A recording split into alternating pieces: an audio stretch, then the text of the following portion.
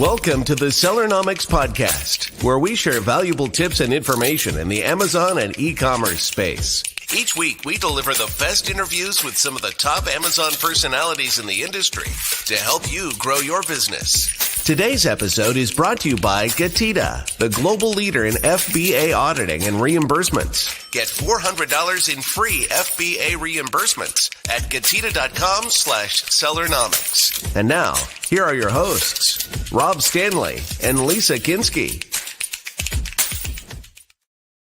What's up, everybody? Welcome to today's episode of Sellernomics. My name is Lisa Kinski. I'm joined by my co-host, Rob Stanley. And today we have with us a very exciting guest. She's kind of making her way around the podcasts. I've seen her on a bunch of posts on LinkedIn lately. An absolute pleasure to listen to and to know. I got to meet her in Texas a couple of months ago.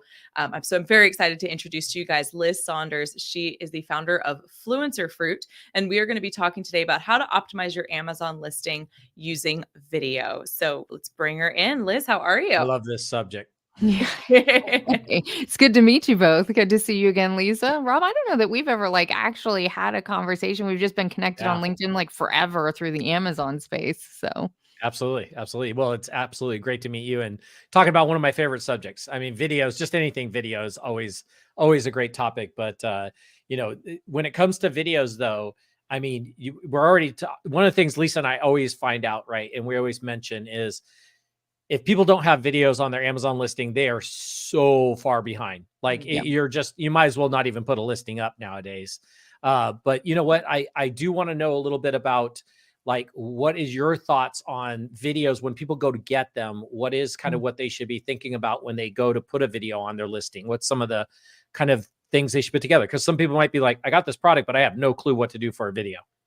yeah, well, I think one of the things that's most interesting about video on your product listing is the stats that Amazon gives us and just kind of the things we know about. So even putting aside content for a second, right? But in the back end of Seller Central, they'll tell you if you add a product video to your listing, it could increase your sales by 9.7% was the number they had back there for a while. And then when you combine that and on my end of video with shoppable videos within the Amazon influencer program, you combine that with that people want to watch videos more than they want to read texts, and that influencer or UGC videos convert better than brand videos. And so actually a lot of the sellers that I work with right now, I talk to them and I'm I hear you on having a great video. Definitely walk through the facts of your products.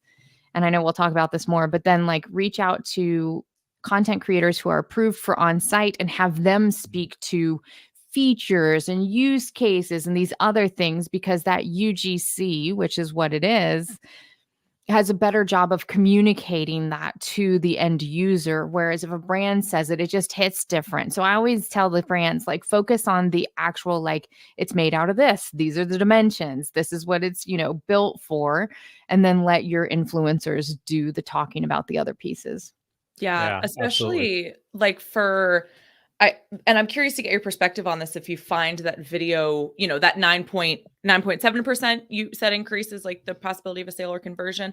I'm wondering, do you find that there's a higher percentage in specific product categories? Because for me, a video is great for, some tech things, or I don't know. I like being able to see the usability of a lot of different items, less so kitchen, but more so tech. But where I love to see and am looking for every single time for UGC is in women's clothing, because you never give me the stats of the model. I don't know how tall she is. I don't know what she weighs. And when I see a woman on there, I am X weight, X height, X bust size, whatever. I'm we are built the same. I will buy this. Do you find any category benefits more from having that UGC or influencer content than others? So the stat that I named is actually Amazon's. So I just want to call that out first. That's what they say. With the influencer stuff, we see some stuff around conversion and those sorts of things. But to answer your question directly, I find more price point and use case questions impact it more than category. So for example, I have an under the desk treadmill. It's a $300 product, right? But when people are looking at those walking pads under the desk treadmills, they have a lot of questions. And so they tend to watch a lot of content around it. Whereas if they're just buying a power strip for $20, they don't have as many questions. So I find like the higher price points and the things that people are really thinking about. I talk a lot about my shade tent in my backyard, right? Like it kind of overlaps the Shade fashion sales. use case. Yeah, it's like Yeah. I'm 5'4". This is how I can put this tent up and take it down by myself in under 2 minutes, right? Like those sorts of things where it's like, can I do this? Do I need this? How does it work? Those types of questions. And, it works at all price points, but really you get over that $100 mark. And that's where people are stopping to think before they hit that buy button, right? Yeah, and you're absolutely right. I actually bought one of those under desk treadmills a couple of months ago, and I researched a ton of them. Even my Mhm. standing rising desk, I was like, Yep. okay, how many programs can you have with the under desk treadmill? I was like, what are the increments of speed? What's the weight limit? What's like, does it have wheels? Because I want to be able to move it around. Move it. Yeah, exactly. Exactly. Yep. Okay, awesome. So, but when we're talking about these influencers and folks that you can get the UGC video from, where do you find them? I'm kind of like leading into something here, but like, where can you find these people? Yeah. So honestly, like if you look at your product listing, there's a possibility that they're already there, right? Or if you look at some of your competitors, if you're just launching some of those things. But next to a lot of people don't know that the Amazon influencer program exists and that we can create content that lives on product listings. But if you're looking through videos, and the upper carousel is the easiest place to find us, and under related videos, if you click on them and it says earns commission next to their name, those are Amazon influencers. And Amazon has specifically approved them to create content that lives on the Amazon platform. Okay. So the next natural question, what is the Amazon influencer program? How long has it been around? Like, give us the basics. Absolutely. One of my favorite things is like I've been in the Amazon space since like early 2016, and the number of like different programs and everything else, like we always have new cool stuff happening. And so that's part of why I love the influencer program. But it's been around for just over 2 years. And when Amazon launched it, it is still an extension of the associates or the affiliates program. But it was a way for associates to have a storefront where they could drive traffic. But then, I mean, that was in like 2017, so that portion of it. But they launched this on-site shoppable content a little over 2 years ago. That's when that part happened. Started in beta, and then they launched it like holistically. And the program is actually, when they named it in 2017 or whatever, Amazon influencer made a lot of sense. Now it creates a little bit of confusion because it's a little bit of a misnomer. When you think about influencer, of course, the first thing that comes to all of our minds is TikTok, Instagram, Facebook, whatever, driving traffic, that associate relationship. They're an influencer on a platform. But specifically in the Amazon ecosystem, the Amazon influencers are content creators. They have a following somewhere to get into the program, but they very specifically are approved to create content that can live on Amazon, including Amazon Live, shoppable videos, shoppable photos. Like they're all different types of shoppable content that we can create specifically for listings on Amazon. Yeah. Yeah. And Liz, just so everybody understands a little bit, explain to everybody a little bit the difference between this influencer program and what people might think is an affiliate program. Like, just kind of explain what the difference is for everybody. Yeah, absolutely. So the affiliate or the associates program, they have an Instagram, a TikTok, YouTube, name your platform, and they're pushing traffic from their audience that they've built to a product listing or a page on Amazon, right? They're that off-site traffic driving it on. The influencers focus on that on-site content. And as a result of that, they are not driving traffic to a product listing. You're finding them in the course of your shopping. So when you're looking at that under the desk treadmill, you're looking through those videos and you're finding Amazon influencers on site talking about a product listing. And just kind of like for knowledge, this part is probably like less pertinent here, but the affiliates for driving traffic, they get a 24-hour cookie of everything you put in your cart. So if you're on Instagram, you move over, that person gets a 24-hour cookie for sending you, unless they click on somebody else's link after that, right? The influencer, because we're not driving traffic, makes a commission off of one item. So like when people find my video on that under the desk treadmill, if they buy that treadmill after watching, Amazon says after engaging with my content, so after watching my video, and then they buy that treadmill, I get a commission on that one item, not the entirety of their cart. Okay. Yeah. Okay. Yeah. That makes sense. Well, and then this feels, because for me as a seller, I'm like, okay, if I'm going to have an influencer, an affiliate making my content, I kind of want to know how they got there. And I think just by nature, a lot of people are curious of like, how do you get into the Amazon influencer program? Because it feels a little, to me, it feels a little chicken and egg, right? Like you have to have an audience before you can start driving the content to Amazon, but you have to have something to be able to drive people to Amazon with. Like, so like walk us through the influencer side of it too, before we talk about how the sellers can use the influencers. Yeah, absolutely. So Amazon, I think basically they were looking around and they were like, we want on-site video. And they were like, who do we have? We have this group of people who are already creating content. Let's lean into them, right? And so in order to get into the influencer program, a content creator has to have an audience on one of 4 platforms, Facebook or Instagram, and those have to be a business account. So it can't just be like your personal Facebook. And then YouTube and TikTok. If anybody's interested in this, TikTok is the easiest way to get approved right now, like for that on-site placement. But so you have to have a following. Now, the next question that we always get is, but how many people, how many in your following do you have to have? And Amazon, in a brilliant move, has not told us, like, and I mean that sincerely, because they just say you have to have a meaningful or an audience on one of these platforms with meaningful engagement. And so while it's frustrating for people because it's not like 500, 1,000 on a, broken down by platform, it does help hopefully prevent people from trying to like just game the system, because people will be declined from the program with 100,000, Facebook profile followers. And then somebody with 125 TikTok followers will get approved because their engagement numbers are so much better. TikTok is built for engagement. It just is. So it's interesting because it gives Amazon the ability to control the content and people coming into the program without giving specifics. It's interesting. Mhm. Okay. Absolutely. Liz, I have a quick question because I'm kind of curious on this. Like, and I know you addressed this a little bit, but I'd like to talk about this a little more from a seller's point of view. Is this Amazon influencer program like right for every, I don't want to say seller, every product out there? Because you kind of mentioned like a power strip, but unless that power strip's really unique, I mean, should they really be paying somebody to hold up and plug in help us out a little, maybe either on product or category, what seems to work best, which you kind of mentioned, but let's talk about that a little bit so people understand, maybe is this the right program for their product or not?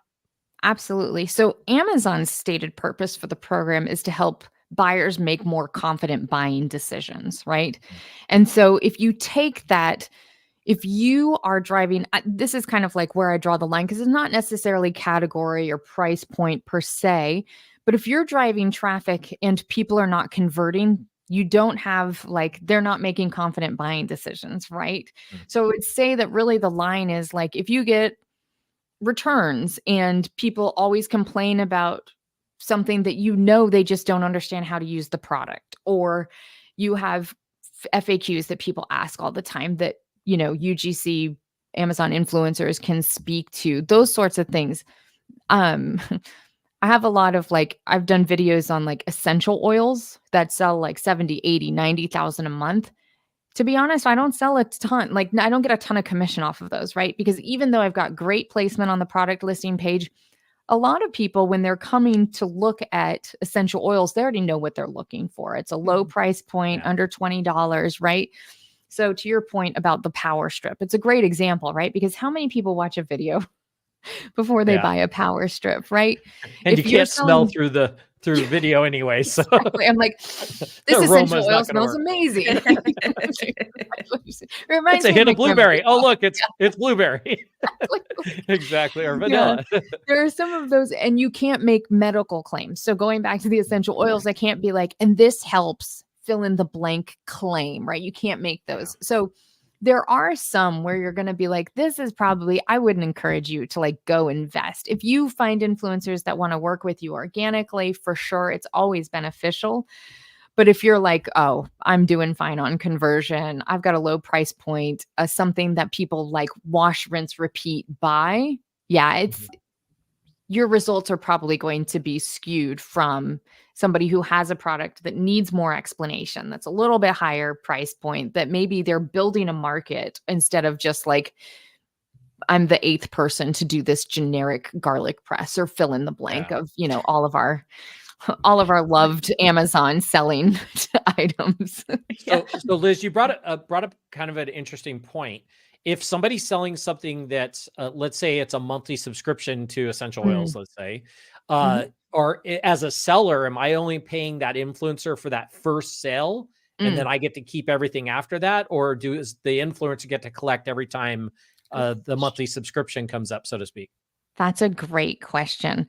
Actually, Amazon doesn't tell us specifically, but I think it's What's the your one best guess? time. I think it's the Yeah. one time. Yeah. Yeah. Because once I've convinced you to buy it, it's that's where they want to like You're pay kind me. of, yeah. Yeah.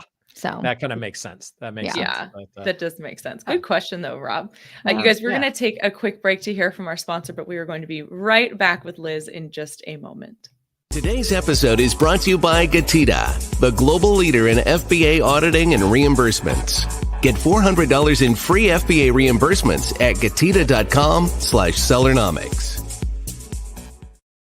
All right, you guys, be sure to head over to gatita.com/Sellernomics for the first 400 in FBA reimbursements free. We are back with Liz Saunders.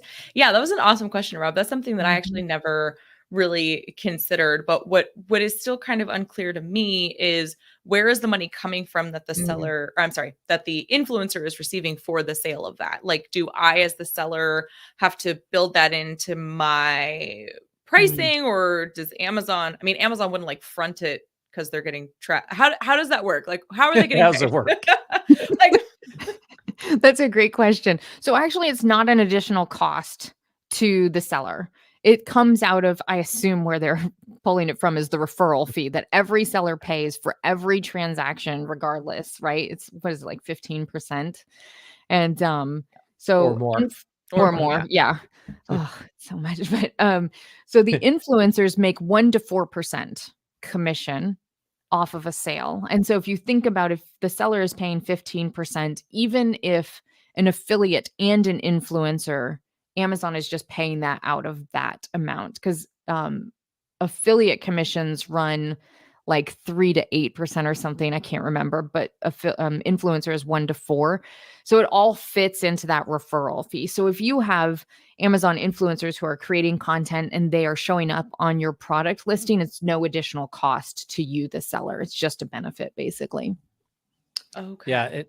Liz, a question for you, because I've seen some of those videos, right? Both Lisa and I, and probably yourself, we all shop on Amazon.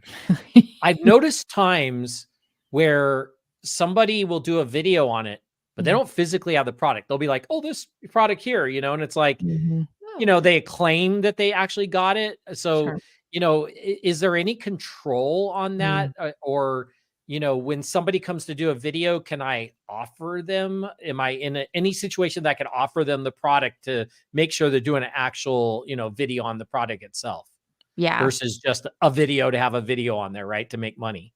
Yeah. So, and that's a pure win for the influencer, right? Because they're not holding the product. They haven't invested. They haven't worked with the brand. There's no so that's actually against terms of service from the Amazon influencer program. So if you see that, and it's specifically if it's on your listing, I would probably flag them, honestly, because they're not supposed to do that. Even with, so for shoppable videos, you're supposed to be like holding the product. that's just, shoppable photos. It's supposed to be a photo of yours, not like off the shelf. Amazon just sent new do's and don'ts to the influencers this week. They're like, hold the product, use it. So, but for lives is the one like exception to this rule. And I can't remember what the exact percentage is, but it's like if you're doing an Amazon live stream, you have to have 75 or 80% of the products on hand. So you can have some like video or like this is a use case where I would also use this thing that I have tagged with what I'm holding. But you're supposed to have like, I think it's 80% of the products on hand that you're talking about, like in the video. So that's the one piece. They shouldn't be doing that. And as we all know, you can get away with that for like a little bit of time on Amazon, but at some point, Amazon's going to come through and just sweep that and they'll get rid of everybody. They'll take some of us down that didn't do it, even though like, in part of those sweeps. So I think that's probably short-lived. We've seen some other kind of like black hat tactics where people have already been banned from the influencer program for doing different things where it's like they were just making money hand over fist, right? Like we've all seen that in the seller space, but they were cheating and Amazon catches them and then they just shut your account down. That's the end of that. Is there any terms of service violation that if I did a video, let's say I'm an influencer, I do a video for somebody, could I go out and still promote it also like on different channels for them and, besides on Amazon? I mean, because that kind of helps them, but it helps me, right? So, yeah. And that's actually Amazon's ideal, I believe, is people who are doing both. It's hard because people who do really well on offsite sometimes struggle with onsite and vice versa. There are people that do both really well. But if you think about the type of content you're creating, like if I'm speaking to my audience on Instagram about whatever fitness thing that I'm doing this week, and I'm like, oh my gosh, you guys, this wrist wrap, fill in the blank, like head over to Amazon. Like driving traffic is much different of a like conversation than like if you find me on the product listing and I'm like, this wrist wrap has Velcro and I use it this way and it helps me with this or whatever. Like, so there are people that do well both, and people that post the same content across both like types of channels. It just tends to be a little bit, I think, a little awkward on one or the other. Yeah. Is that allowed? Like if I did that video for Amazon, I can repost that same exact video on my, okay. That kind of was going to be a question on where this content lived, but it sounds like it lives wherever the influencer decides to put it basically after Amazon. So, okay. That's an interesting one. All right. Yeah. Content creators own the copyright and Amazon says you are not required to post it anywhere else, but you are allowed to post it anywhere else. Okay. Make some extra money. Yeah, and they want all that offsite traffic to Amazon. Exactly. So, I mean, this is, kind of the topic of the video today was how to optimize your listing with video, or the topic of the episode, I should say. So obviously leveraging the influencers. What can you do as the product owner, as the seller, when you're working with influencers to set them up for success, to make the best video possible? Absolutely. So the first thing, and this is whether you're working proactively with influencers or if you want to organically attract influencers to your product listing, right? Because a lot of products, they've not worked with the influencers. They have great content that content creators have just been like, we like your product, let's go create content. But the number one thing that you can do within this like portion of the program for success is be brand registered and upload a product video. And the reason for that is in the upper portion of the main image carousel, when you have that product video, it creates that pop-up carousel, that upper video carousel on a product listing. And that's where we see the most tangible results in the Amazon influencer space. And it's what helps the sellers the most as well, right? Because it's above the fold. People see it first.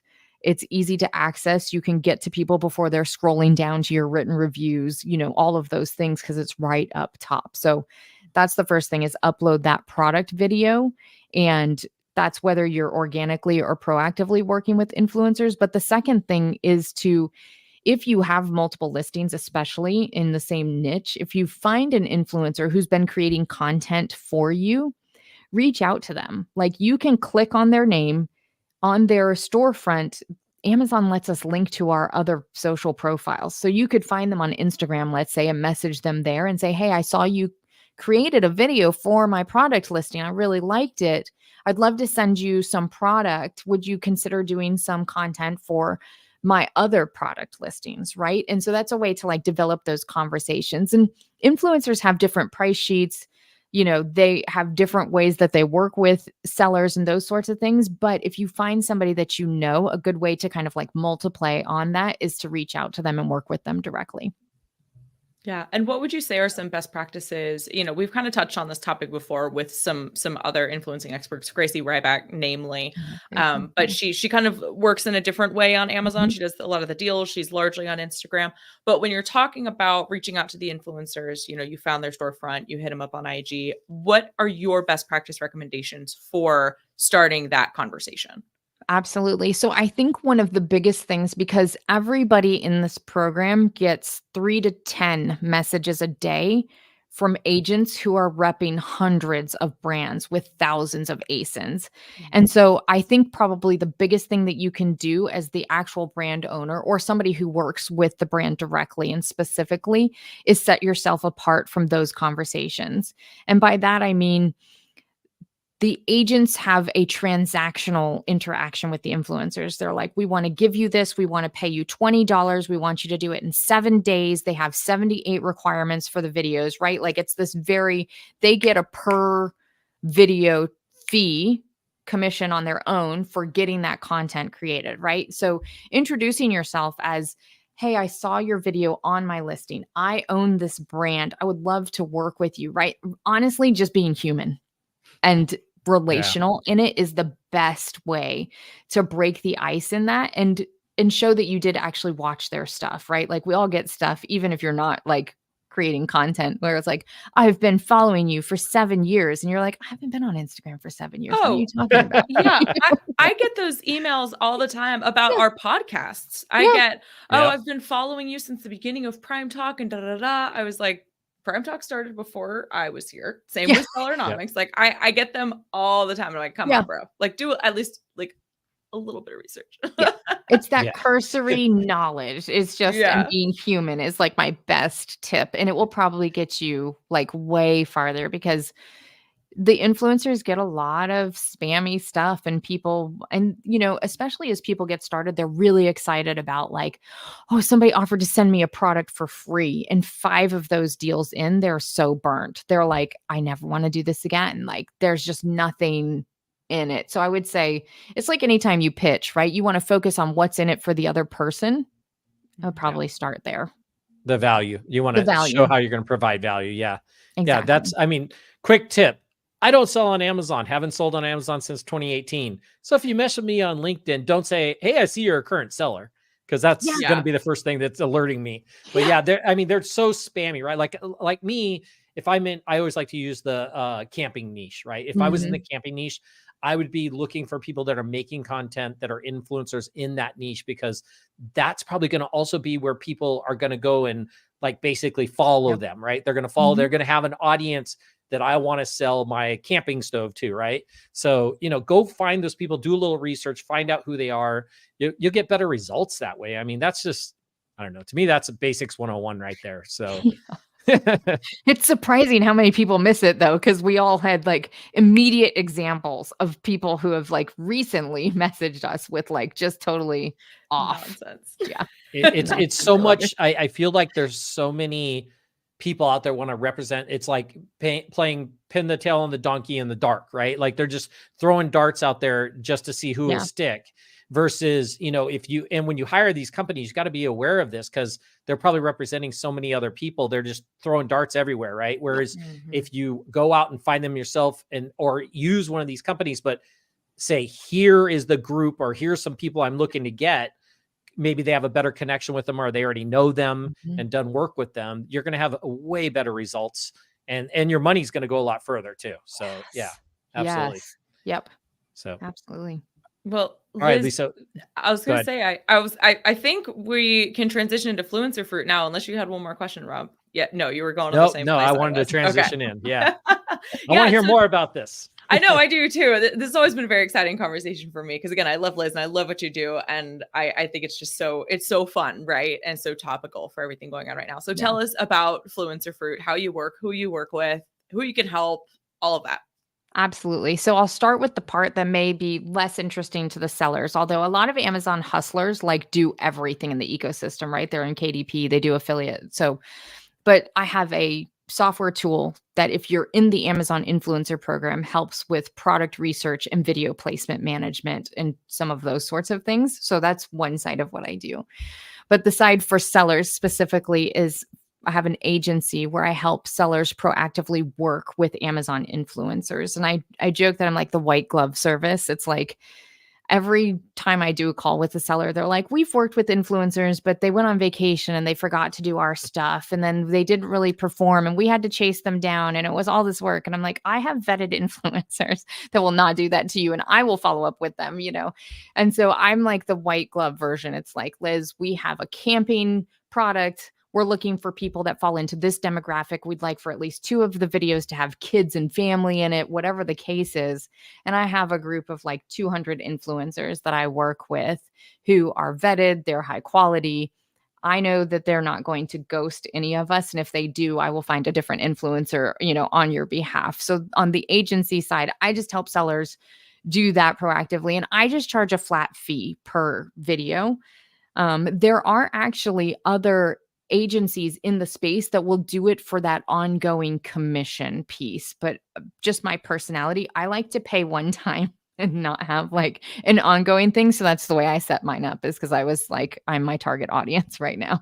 Yeah, no, I love Very that. nice. And then on the influencer side of it too, do you also help with the mentorship and getting people up and running, or do they have to be existing or established, I guess, influencers before kind of coming to you? Great question. I actually have a group where we run from like you have no social media following to approval to on-site approval all the way to monetization. And so I really just like, honestly, I'm like the continual Amazon nerd, right? Like I just like learning all the things. And the Amazon influencer program has been so interesting in the last 2 years to spend like a lot of time digging into it. And so I do all of the things within that like kind of space.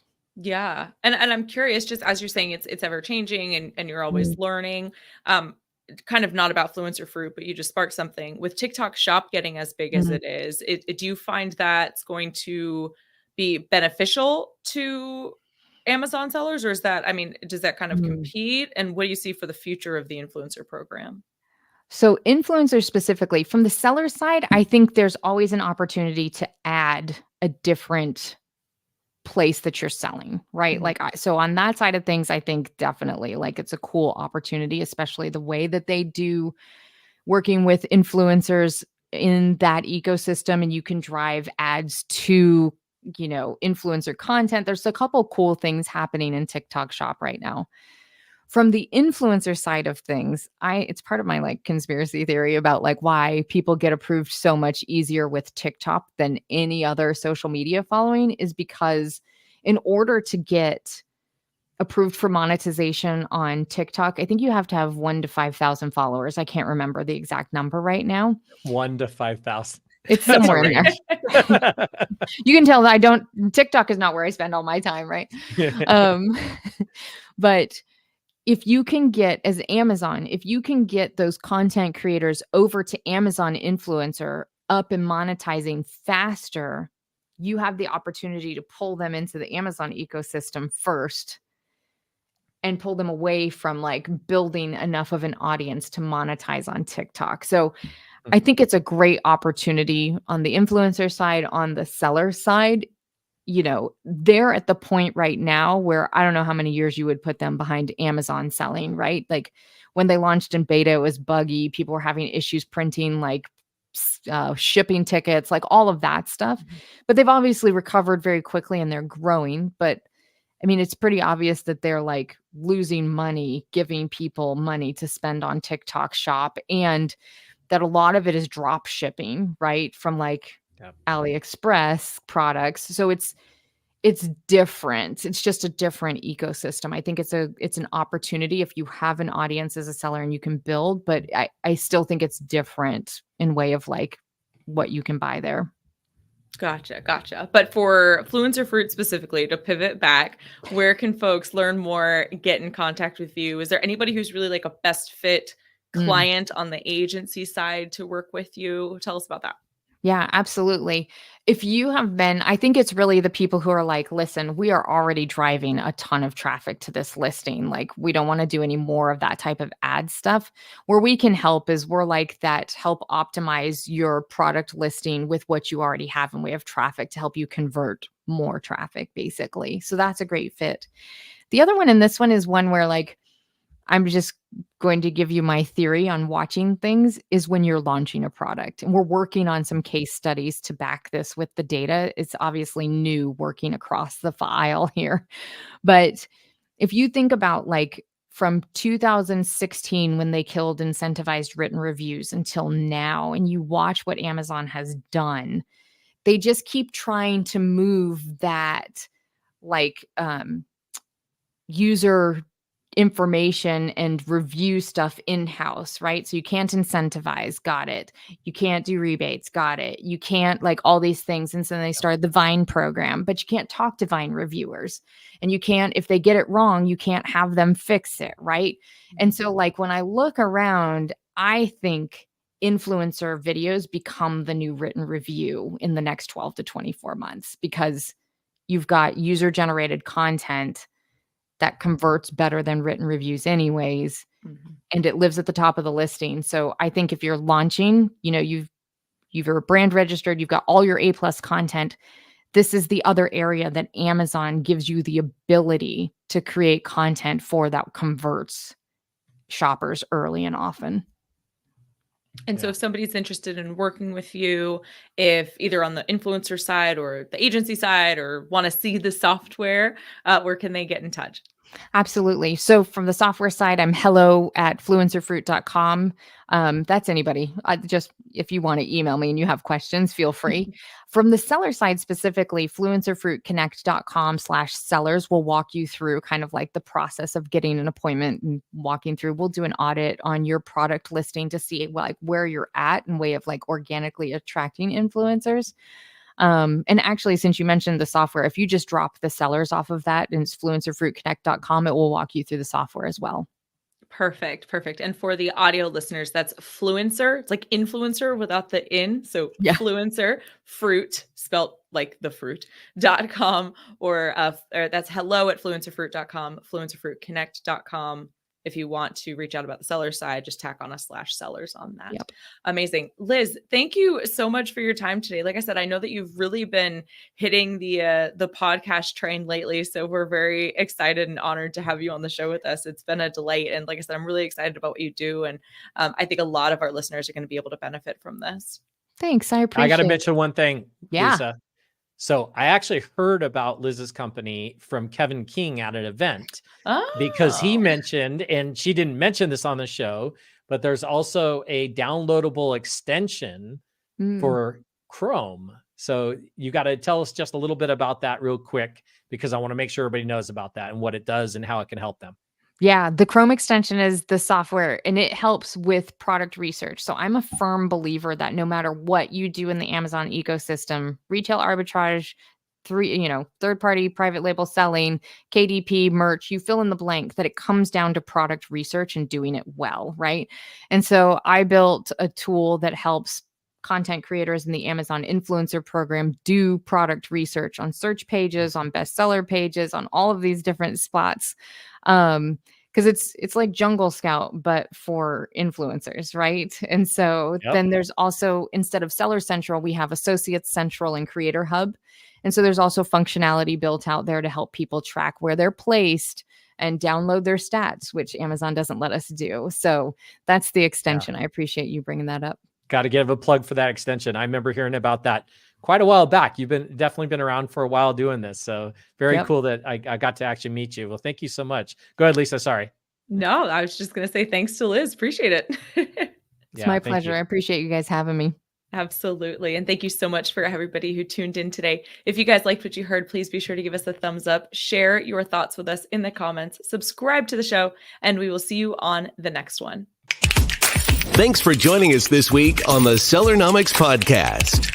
Special thanks to our sponsor, Gatita. Did you know that Amazon probably owes you money for FBA reimbursements? Get $400 in free FBA reimbursements at gatita.com/Sellernomics. Be sure to join us again next week for more great tips on how to grow your business. And thanks again for listening.